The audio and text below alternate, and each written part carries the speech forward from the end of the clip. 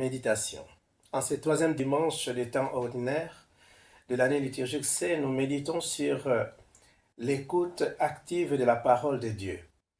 Et cette écoute active de la parole de Dieu est censée donc de nous unir. Donc voilà ces deux pistes que j'aimerais bien extraire de cette liturgie de la parole.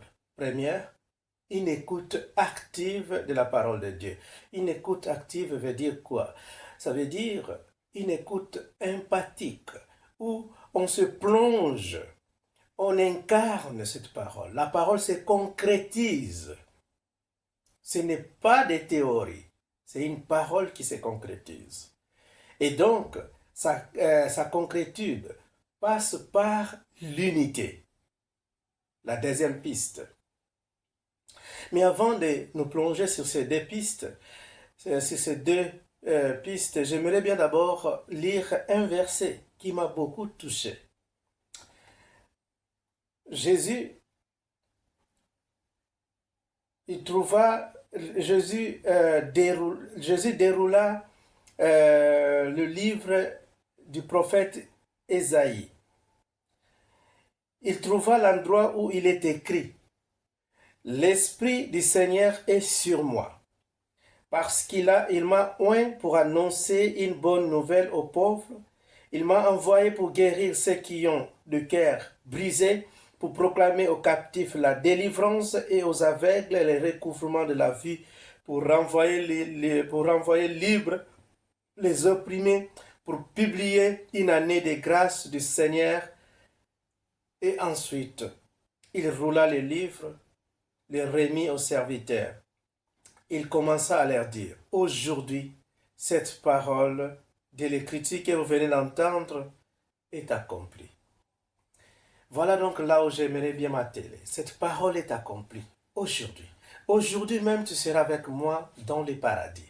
C'est cet aujourd'hui, c'est ce kairos, c'est ce temps que Dieu nous donne pour que cette parole puisse se concrétiser dans nos vies. Commençons avec la première piste qui est l'écoute active. Aujourd'hui, il est difficile d'écouter la parole de Dieu. Il y a tellement de vérités qu'on ne sait plus sélectionner quelle est la vérité. Mais pour savoir la vérité, il faut demander cette grâce à Dieu, la grâce d'écoute.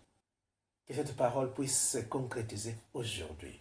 Comment cette parole peut-elle se concrétiser dans nos vies? Premier élément, Jésus dit, je suis venu pour guérir ceux qui ont le cœur brisé. Connais-tu quelqu'un qui a un cœur brisé? Moi, je connais plusieurs. Plusieurs personnes ont leur cœur brisé.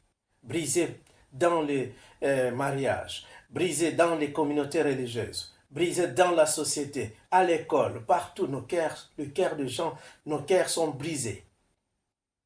Jésus est venu pour guérir ce cœur. Mais comment le guérir? Jésus n'a pas d'autre main, il n'a pas d'autre bouche pour guérir ce cœur. Il a ta bouche. Jésus a tes mains pour aider ce cœur, reconstruire ce cœur. Et il y a trois éléments peut-être qui pourront guérir le cœur des autres. Les aimer, l'amour vrai, authentique, les aider et s'approcher de ces personnes. S'approcher pour les aider et les aimer. Voilà comment guérir. Voilà comment Jésus peut concrétiser cette parole aujourd'hui au milieu de nous. Il est venu pour libérer les captifs. Et plusieurs personnes sont esclaves de leur ego, esclaves de la vanité, esclaves de l'orgueil.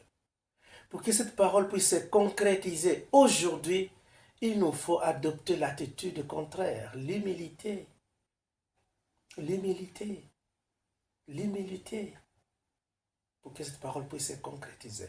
Et chacun de nous pourra revoir plusieurs choses qui peuvent être concrétisées aujourd'hui en méditant cette parole.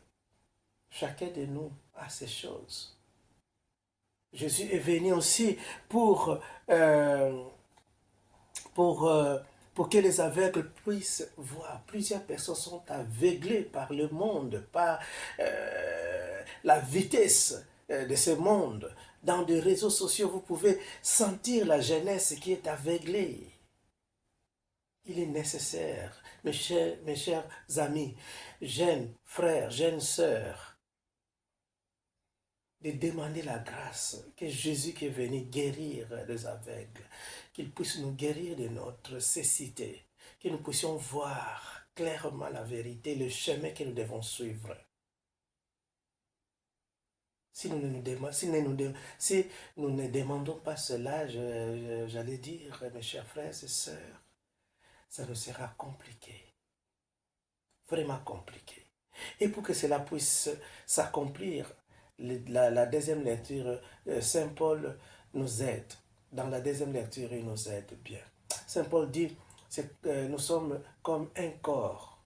Chaque membre a ses fonctions, mais nous formons un seul corps. Nous avons des qualités, des dons différents. Mais que ces dons, ces qualités ne puissent jamais nous diviser. Car nous ne sommes pas dans nos qualités, nous ne sommes pas dans nos dons. Ce sont les dons qui sont en nous. Ce sont les qualités qui appartiennent à nous. Donc nous ne devons pas nous diviser à cause de nos qualités et de nos dons. Mettons nos dons, nos qualités ensemble. L'Esprit Saint est là pour nous unir.